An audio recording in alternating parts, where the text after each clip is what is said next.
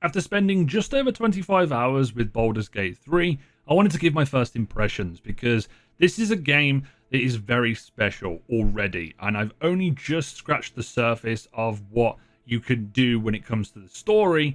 But as it comes to the aspects of the game, such as the RPG elements, engaging in the combat, and engaging with your companions and such, and all of the other things that you can do in the game, I really wanted to talk about why you need to play this RPG, you need to play Baldur's Gate, and I wanted to discuss why. I didn't play the early access version of the game because even at the time I was very apprehensive when jumping in, and a lot of the problems that I spoke about in my recent video talking about how the game could have a couple of different problems for itself, it was mainly talking about marketing. That is all alleviated here because they've had just over 800,000 players play the game over the last weekend, which is staggering for a new RPG, especially being on Steam, and also the pre-orders for the game are doing really well on the PlayStation at the moment. The other issue I had was something around decision anxiety and also jumping into a CRPG for the first time. I will say that that is very much alleviated with the companion system in the game and the ability to respec, which a lot of people have spoken about, and I've had my hands on it, and it is very good.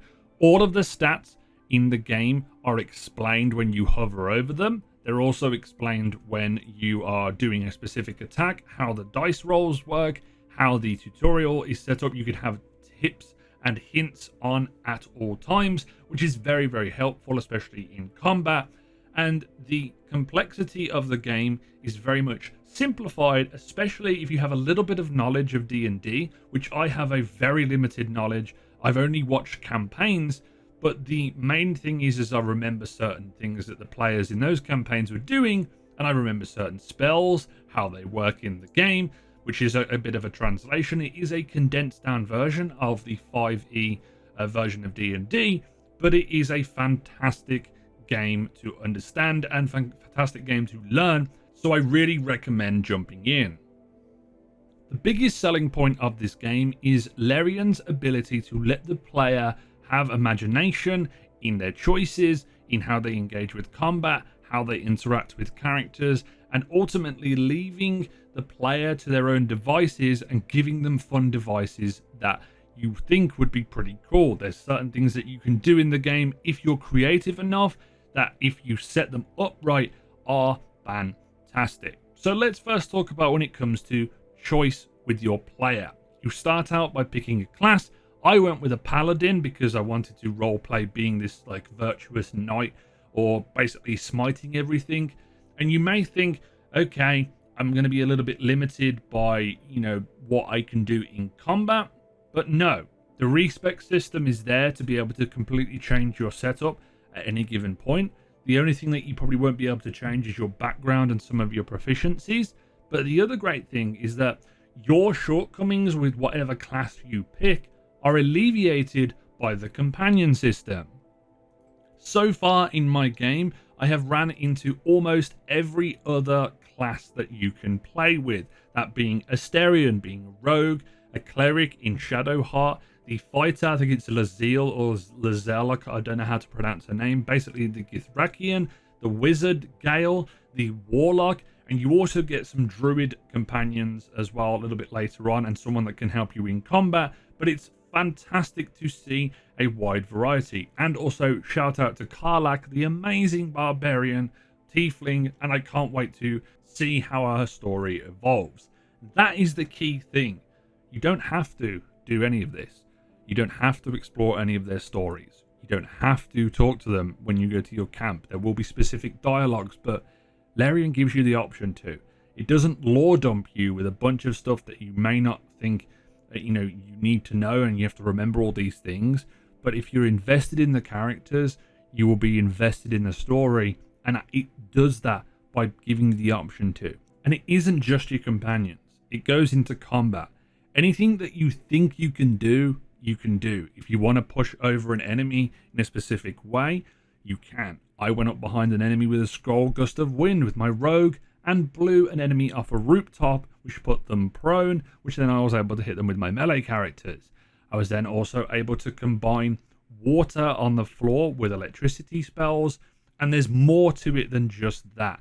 I've seen some clips online of people knocking an enemy into a spider pit where there's these spiders that won't necessarily attack you, but they'll start attacking the boss, and it's these choices that you didn't think were possible are there. You can do it. There's a video also online I've seen of Matt Mercer, a really credible DM for Critical Role, who stacks up a bunch of boxes on top of each other and then uses a teleport arrow to get inside of a castle.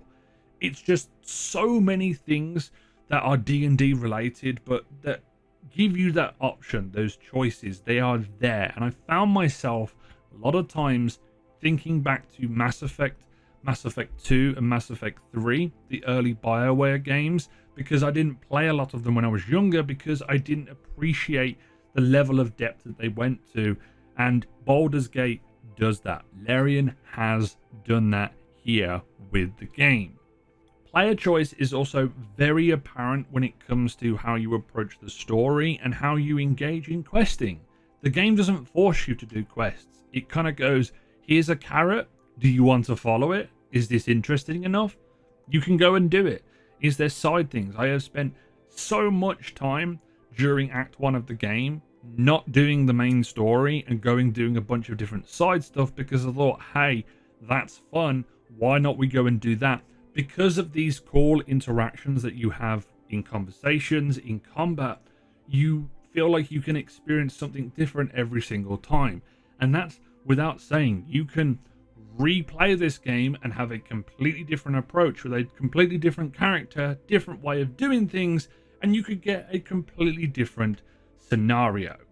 I walked into a goblin camp and there was this goblin that just basically hated these outside travelers and tried to intimidate me to kiss his boots, and then I out-intimidated him and forced him to kiss my boots as well, meaning that I basically out-chatted him, which is fantastic. And then there's other ways that you can do things, like being able to look at a vendor's stock and then pickpocket that specific vendor and then get away with deception, so then I don't have to pay any coin and I have a bunch of stuff that is going to help my party. I could go and talk about this game for so much longer, but I want to complete it.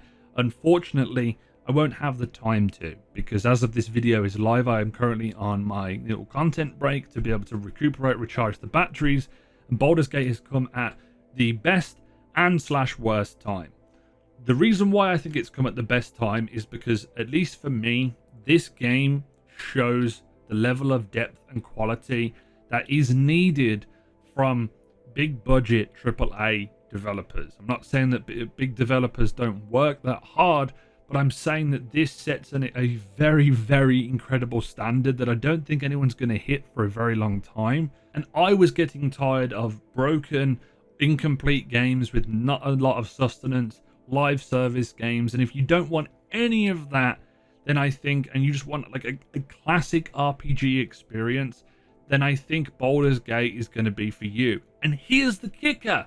You can play this co-op like a D&D campaign and all have a different outcome to how the game is played. I know that there's some people out there probably within the community of Baldur's Gate players that have been preparing to do a D&D campaign together with each other because they may not be able to, meet up in person.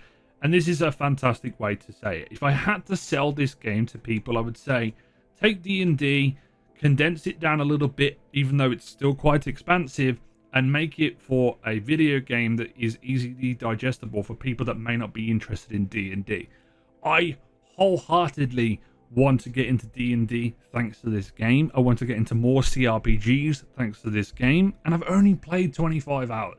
That is a huge statement to make, but that is a huge feeling that I have from this game. But let me know your thoughts. If you're playing Baldur's Gate right now, I'd like to give more comprehensive thoughts later on, maybe when I complete the game.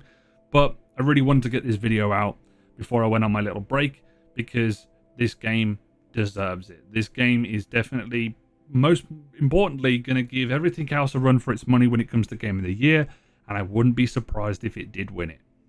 Thank you very much for watching the video. Hopefully you've enjoyed it. Leave a like on it, subscribe if you're new, turn on the notification bell. As always, this has been Jimbo, and I'll see you guys next time.